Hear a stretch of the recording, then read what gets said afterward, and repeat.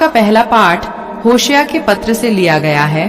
अध्याय 11, वचन संख्या है 1, 3, 4, 8 से 9 तक। इज़राइल जब बालक था तो मैं उसे प्यार करता था और मैंने मिस्र देश से अपने पुत्र को बुलाया।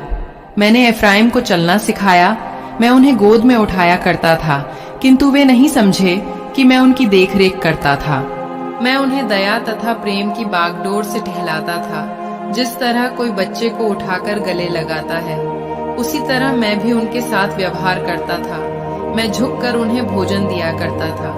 एफ्राइम, मैं तुम्हें कैसे त्याग दूं? इस्राएल, मैं तुम्हें कैसे शत्रु के हाथों सौंप दूं? मैं तुम्हें अदमा के समान कैसे राख में मिला दूं? मैं तुम्हें सबोइम के समान कैसे भस्म कर दूं? मेरा हृदय यह नहीं मानता, मुझ में दया उमड़ आती है। मैं अपना क्रोध भड़कने नहीं दूंगा। मैं फिर एफ्राइम का विनाश नहीं करूंगा, क्योंकि मैं मनुष्य नहीं ईश्वर हूँ। मैं तुम्हारे बीच परम पावन प्रभु हूँ। मुझे विनाश करने से घृणा है। यह प्रभु की वाणी है। आज का दूसरा पाठ एफेसियों के पत्र से लिया गया है। अध्याय 3, वचन संख्या है 8, 12, 14 से 19 तक। मुझे जो सतों में सबसे छोटा हूँ, यह वरदान मिला है कि मैं गैर यहूदियों को मसीह की अपार कृपा निधि का सुसमाचार सुनाऊं और मुक्ति विधान का वह रहस्य पूर्ण रूप से प्रकट करूं, जिसे समस्त विश्व के सृष्टिकर्ता ने अब तक गुप्त रखा था। इस तरह कलीसिया के माध्यम से स्वर्ग के दूत ईश्वर की बहुविध प्रज्ञा का ज्ञान प्राप्त करेंगे। ईश्वर ने अनंत काल से जो उद्देश्य अपने मन में रखा, उसने उसे हमारे प्रभु ईसा मसीह द्वारा पूरा किया। हम मसीह में विश्वास करते हैं और इस कारण हम पूरे भरोसे के साथ निर्भय होकर ईश्वर के पास जाते हैं। मैं उस पिता के सामने जो स्वर्ग में और पृथ्वी पर प्रत्येक परिवार का मूल आधार है, घुटने टेक कर यह प्रार्थना करता हूँ कि वह अपने आत्मा द्वारा आप लोगों को अपनी अपार कृपा निधि से आभ्यंतर शक्ति और सामर्थ्य प्रदान करें, जिससे विश्वास द्वारा मसीह आपके हृदयों में निवास करें। प्रेम में आपकी जड़ें गहरी हों और नींव सुदृढ़ हो। इस तरह आप लोग अन्य सभी संतों के साथ मसीह के प्रेम की लंबाई, चौड़ाई, ऊंचाई और गहराई समझ सकेंगे। आप लोगों को उनके प्रेम का ज्ञान प्राप्त होगा, यद्यपि वह ज्ञान से परे है। इस प्रकार आप लोग ईश्वर की पूर्णता तक पहुंचकर स्वयं परिपूर्ण हो जाएंगे। यह प्रभु की वाणी है। आज का सुसमाचार संत यूहन्ना के पत्र से लिया गया है। अध्याय 19, वचन संख्या है 31 से 37 तक। वह तैयारी का दिन था। यहूदी यह नहीं चाहते थे कि शव विश्राम के दिन क्रूस पर रह जाए, क्योंकि उस विश्राम के दिन बड़ा त्योहार पड़ता था। उन्होंने पिलातुस से निवेदन किया कि उनकी टांगें तोड़ दी जाए और शव हटा दिए जाए। इसीलिए सैनिकों ने आकर ईसा के साथ क्रूस पर चढ़ाए हुए पहले व्यक्ति की टांगें तोड़ दी, फिर दूसरे की।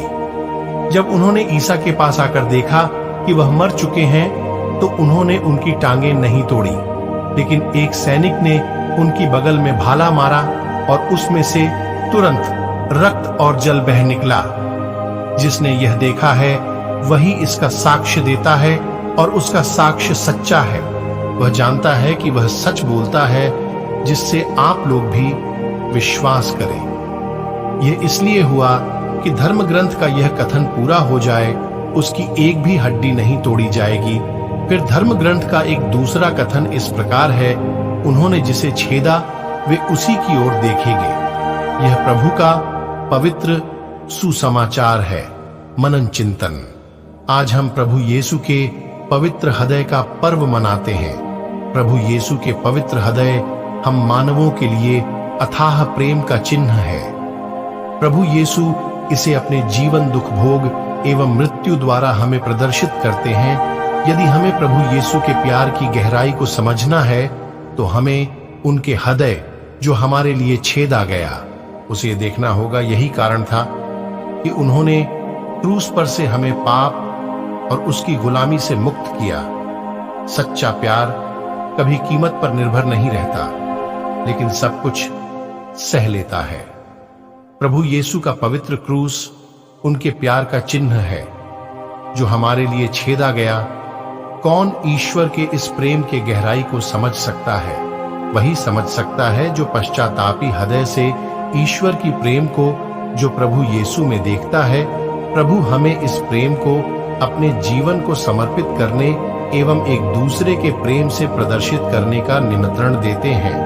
पहले पाठ में नबी होशेया बताते हैं, ईश्वर एक पिता की तरह अपने प्रिय पुत्र से बात करते हैं, उसे चलना सिखाता है, अपने गोद में लेता है और उनकी देख रेख करता है।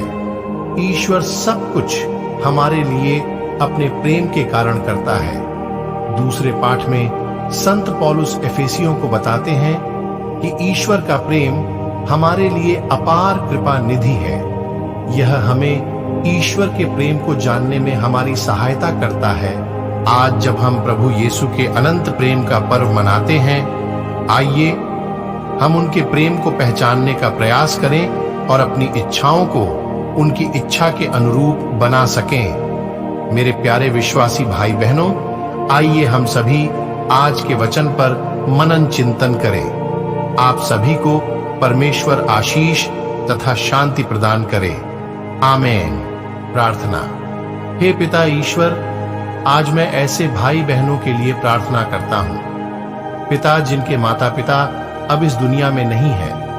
पिता उन भाई बहनों बच्चों को अपनी छत्र छाया में रख तथा उन्हें शक्तिशाली आशीष प्रदान कर उनका सहारा बन, उनके पास अपने दूतों को भेजने की कृपा कर, ताकि वे उन्हें साहस प्रदान कर सके और उनके माता पिता की आत्मा को शांति प्रदान कर। मैं आपसे प्रार्थना करता हूँ।